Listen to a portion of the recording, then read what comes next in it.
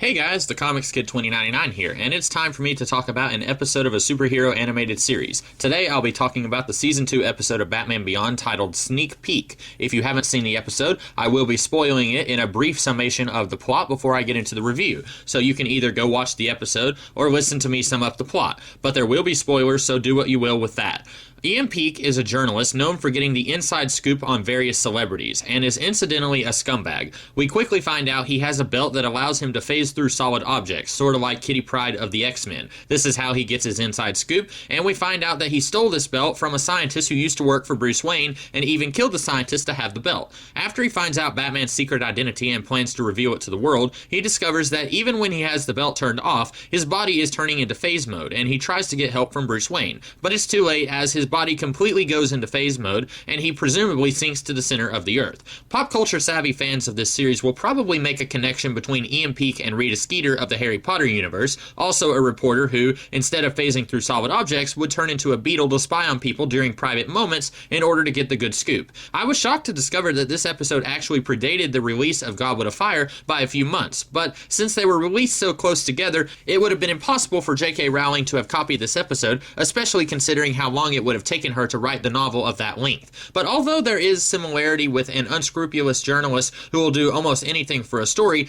this story takes things in a different direction. For one, this episode almost feels like a Tales from the Crypt type episode, where someone is doing something and you just know they are going to get their comeuppance, but you're not quite sure how, and then when it happens, you're almost glad because they were such a jerk. All that's missing is Bruce cackling like a madman and drinking some blue slushy that looks like Peek when he was in phase form. And also worth mentioning here, there isn't a massive war with an evil wizard looming on the horizon in Batman Beyond, so we can take an entire episode to focus on this kind of story, while Rita Skeeter was just a side plot in a much larger narrative. And so the similarities really are only in the initial premise, and what is done with that premise is entirely different. And what do I think of how this premise is handled here? This is an episode that is technically very proficient. Looking at the plot and pacing, it's all very well done. I have no complaints. When watching this episode, I was telling myself, hey, this is foreshadowing certain plot elements very nicely. Great use of Chekhov's gun, guys. And unlike, say, the episode Final Cut, which featured the return of Curare, which was an episode I did not remember at all, even though I had seen it before, I did remember this episode as soon as I started watching it.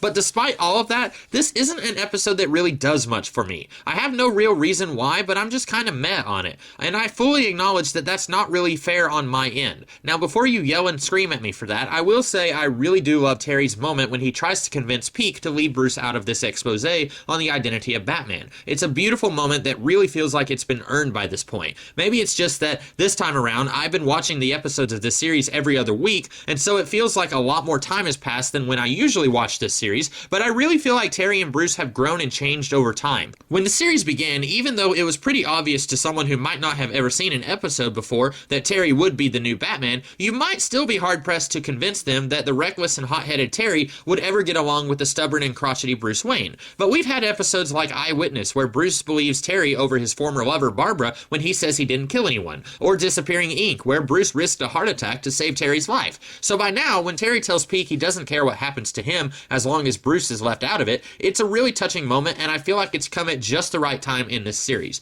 But I'm sad to say, even though I recognize that this episode is very well done, I don't have much to say about it. It's a good episode, and it's definitely memorable, as I didn't forget it like I have other episodes in the past, but it just didn't wow me like other episodes in this series have. It happens, but fortunately not often. So those are my thoughts on this episode. Really not a whole lot to say once I got past the comparisons to Harry Potter. But what did you guys think of the episode and of my review? If you liked my review, then you'll be happy to know that next week I'll be talking about an episode of Batman the Animated Series, and the week after that I'll be talking about another episode of Batman Beyond. And I do other videos throughout the week, so be sure to check those out as well. And if you did like this episode, then be sure to like, share, comment, and subscribe. That's all for this episode, so in the meantime, I'll catch you guys later. Have a good one.